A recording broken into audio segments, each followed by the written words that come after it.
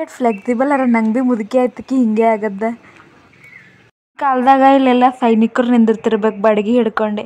ಮನಿ ಸುಲ್ತಾನರ ಬರಿಶಾಹಿ ಗಾರ್ಡನಿಗೆ ತಮಗೆಲ್ಲರಿಗೂ ಸ್ವಾಗತ ಸುಸ್ವಾಗತ.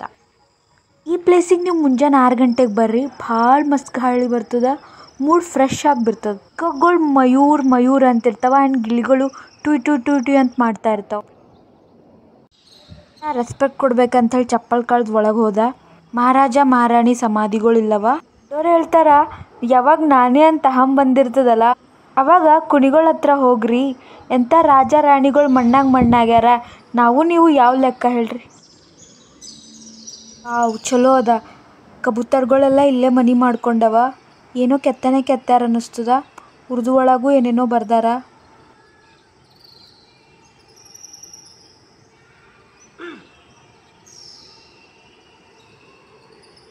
ರಿಲೇಟಿವ್ಸ್ಗಳಿಗೆ ಭೀ ಎಲ್ಲ ಇಲ್ಲೇ ಜಾಗ ಕೊಟ್ಟಾರ ಕಾಣಿಸ್ತದ.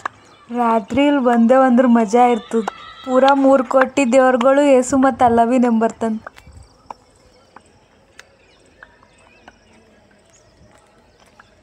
ಸೂರ್ಯದೇವರಿಗೆ ವಂದನೆಗಳು. ಅಂಕಲ್ ಯಾಕೋ ಒಬ್ಬರೇ ಏಕಾಂತದಾಗ ಹೋಗ್ಕುಂತಾರ. ನಮ್ಮ ಅಣ್ಣ ಸಣ್ಣಗಿದ್ದಾಗ ಹಿಂಗೆ ಹೋಗ್ತಿದ್ದೆವು ನೆಹರು ಸ್ಟೇಡಿಯಂ.